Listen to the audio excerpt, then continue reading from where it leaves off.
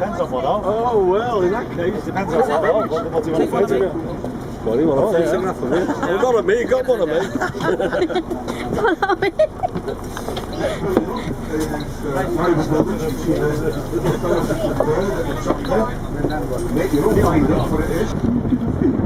Right, Titanic mentioned the story, and your big Google man is.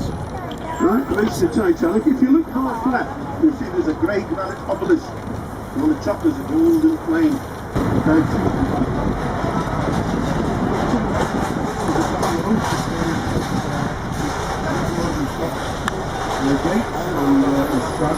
The strand is a German word, but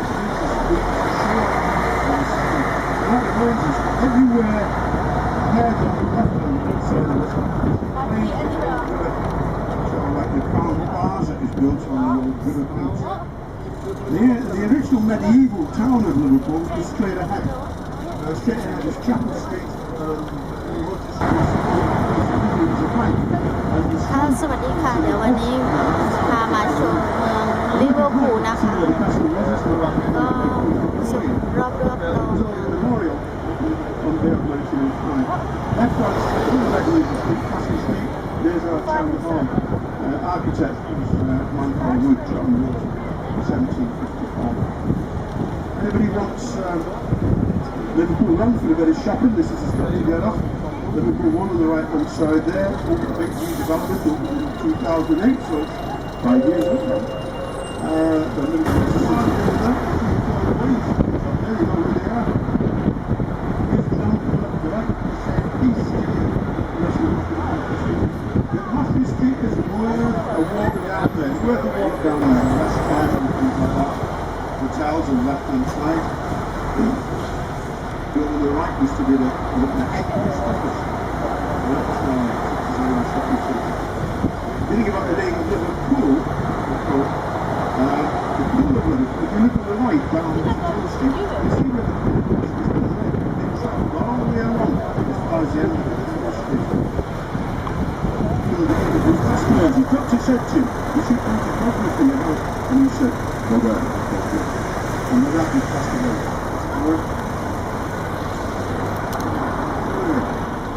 Back in 1971, we went to the U-Tour, about half a mile up the road ahead of us.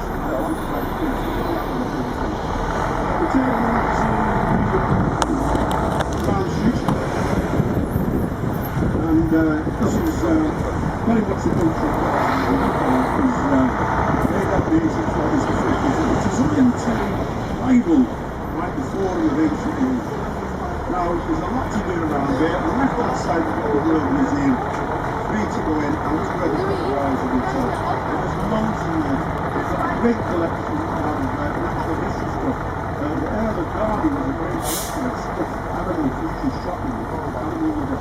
Anyway, he donated his collection, and that's all in there. There's a great deal of archaeology in there. The Golden Beach, the Gibsons, we've got dinosaurs in there, because these are dinosaurs bumping around the area. We've got their footprints to prove it. So that's free to go, and it's worth a couple of hours. Next up, we've got the central libraries, which are just going to the end of a 3-year refit, and they will shortly reopen. If you're interested in doing any research on Liverpool, if you're interested, you've got any Liverpool connections, genealogy, or anything like that, all the city records are in there, and you've got free access to them. Next up, right, on the left-hand side, with the gardens, with all the statues here, the great group of Liverpool. And it's not fair to Liverpool Valhalla. The most famous statue is right in the middle. There's a little picture of his head, but that's William Ewart Gladstone. Right in the middle there, behind the soldiers, is William Ewart Gladstone. 4 times the lovely cover on that called Dr. Duncan's, which is what see behind that. By the time the 1840s, the life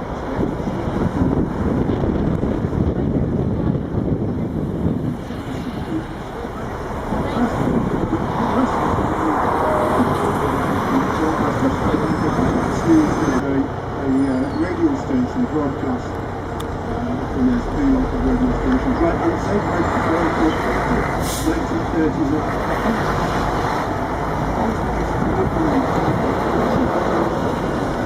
We can straight ahead, right, we can see the southern Portugal, St. George's Hall. It's completely new to the fleet, there's not a subscript to the area to go. And then above that, the family, and the gate down to the banquet hall.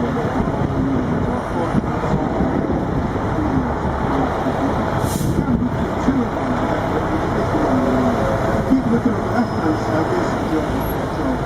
On the far end, there's a Duke of Wellington.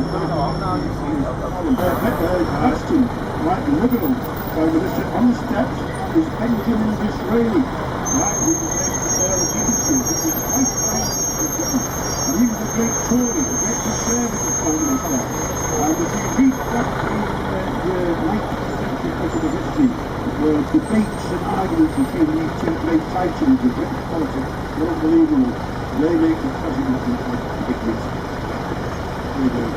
It's just a statue of a general. There's not many generals get killed in the street, right? Look at the wrong line street, far end, we've got there the Empire Theatre. Largest theatre designed by Alfred Waterhouse. The more famous for designing Manchester Town Hall. And if you've been in London around the Natural History Museum, that's where it was designed. Second of our universities on the right, you can see the Redmond building. That's Liverpool John Moores. John Moores made the money out of Littlewood football players, Littlewood stores, and Index Catalogue. And inside the main entrance.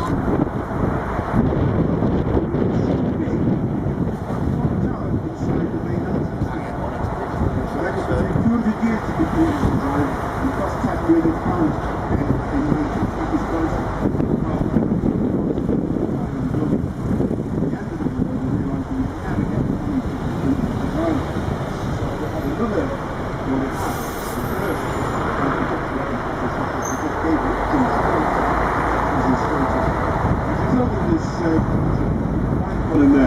Now, if you read the fairy tales, it says that on the day he was born, his Aunt Mimi, who brought him up, came down to visit in the evening, and it says there was a bombing raid going on. But some killjoy checked the dates. You know, no bombing raid. It's a nice story, isn't it? So this is the top of Mount Pleasant, and again, looking right, you get another view of the cathedral. As I say, it was opened in 1967. When they built it, the entrance was at the far end. So they redesigned it in the 1980s. They put that lovely ornamental set of steps in, and the cafe and the visitor centre. And that cost more than the original cathedral. Price of inflation. Okay. This is Hope Street. You're going past the site of the Everyman Theatre, which has been totally rebuilt. And far down you can see our other cathedral. There's the Anglican Cathedral. And if you want a place to have some refreshments, on the right hand side is the Philharmonic dining rooms. You can see the green domes. This is a lovely Art Nouveau pub, opened in 1905. The architect is Walter Thomas, built for Keynes Brewery. And you can see that lovely ornamental ironwork on the door, and when you go in, it's all mahogany, stained glass, beaten copper. And somewhere everybody goes to, even the ladies go, is to look at it. Dates from the 1840s, so it's the second oldest orchestral building in Europe. The oldest one is Leipzig. And there's a little Titanic story, because if you go inside there, there's a memorial to the band that played on the Titanic as the ship was going down. Okay, this is handy. Okay. So this street on the left-hand side, Fortnum Street, that's used in lots and lots of films, right, television. Right, on the right-hand side is the art school. That's where John Lennon went. He met Stuart Sutcliffe there. And next to it is the institute called George Harrison and Paul McCartney went. And so four of the Beatles, right, very early Beatles, were educated in this immediate area. The odd man out was Ringo, who went to Dingle's Secondary Modern, and that 2 miles down the road. The school, the institute school, is now the Liverpool Institute for Performing Arts, which Paul McCartney was instigated. Okay, here's our other cathedral. What a magnificent building. 4th largest cathedral in the world. Right, it was designed by Giles Gilbert Scott. It took 74 years to build, between 1904 and 1978. The main pardon? It is. It's awe-inspiring. In fact, it's somewhat overwhelming, really, but it is magnificent. But everything about it's on the grand scale. The tower stands 330 feet tall. It contains the largest enclosed space within the Gothic cathedral. It's got the world's largest pipe organ, okay? They have cinema shows, but bring an umbrella, and they have art installations. If you look along the side, you can see the advert for what's on them. Great expectations. Oh. But anyway, 2 years ago for Mother's Day, they had Hitchcock Psycho on. Can you believe? How dare they? Yeah, there's an Irish connection. If you look back, you'll see, you should never look back. If you look back, you'll see a large granite obelisk, rectangular, with a bronze cross on it. That commemorates the Irish people. Behind that, you can see the police station, floating police station. All these areas, very elegant apartments and that. And further over, you've got some small business units. So, on the right hand side we've got a building which I've just been told is empty now, but we used to call that the Vatican, because you know when you buy anything you pay VAT. That's where all the VAT went. So there are no longer men sitting there counting mountains of 20 pence pieces. That's got rid of another of my corny jokes, but still. The rumour has it's going to be redeveloped for a hotel and apartments and stuff like that. Okay, we're back down by the river, on the River Mersey, and the River Mersey, the name means a boundary or frontier, and Anglo-Saxon word, and in 7th and 8th century England, there were 7 separate kingdoms making up England, and the largest in the Midlands was Mercia, and to the north of the Mersey you had Northumbria, which extended all the way up to Scotland. Now the river is quite a violent river, and it's just starting to flood. And you can see, if you look at the buoys, you can see the wake as the water rushes past it. And it'll be travelling about 10 miles an hour. And the height, it varies the height. But on twice a month, on the real high spring tides, especially the March and September one, right, the tide can rise by almost 10 metres. So with a high tide, strong flow of river water, strong winds blowing in, the waves will actually slop over the seawall. If you look on the other side, you get lots of things you see on the Whittle, that's the Whittle. There's Camelairds, shipbuilders, they're building 2 North Sea ferries. You can see the grey buildings, those are Admiralty supply ships for the Royal Navy. The city of Birkenhead, or the town of Birkenhead over there, that was the model for Manhattan, New York. If you look at the layout, and look at the layout of Manhattan, it's the same, right? And the architect was a man called Paxton, Joseph Paxton, and he laid out Central Park in Birkenhead, and that was the inspiration for New York's Central Park, because being New York is bigger and better than that. Right, if you're looking for the Mersey Tunnel, there it is straight ahead along the landing stage, and there's another little trip that you can do. Right hand side, docks were redeveloped. You've got the BT Convention Centre. You have all sorts of political rallies, union meetings, business conventions going there. The Echo Arena is used for more like concerts, pop concerts, classical concerts, summer proms, and rock concerts, and things like sports. By the 1980s, it was pretty derelict, so there's a big renovation here. It's the largest collection of Grade 1 listed buildings on one site in Britain. But there's all the kind of things. You can go and have a tour around the Beatles store, you pay for that. There's lots of cafes, bars, restaurants and things like that. There's a few shops still, and that. There's a visitor centre on the left, information centre. If you want to go on, say, the Beatles Story tour, you can book in there, all that kind of thing. So, especially on a day-to-day, it's a lovely place to stroll through. Okay, we're back at our terminus, and we will pause for a few minutes, and then we'll be going again, and we will be the last bus to go right round. I'd like to thank you for travelling with us, because I congratulate you on your good sense, because we have got competitors. They're not here, so I can say this. We are cheaper than them, so you've saved yourselves a few bob. And you've had the pleasure of a live commentary. You'll be saying, what pleasure. It's better than listening to a CD any day. Okay, remind you, your ticket is a 24-hour ticket. Use it tomorrow.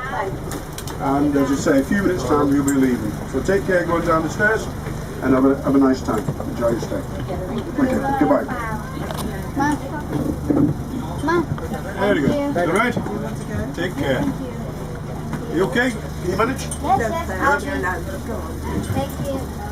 Lovely. Goodbye. You're right, you're welcome. Have a nice day. Thank you. Cheerio.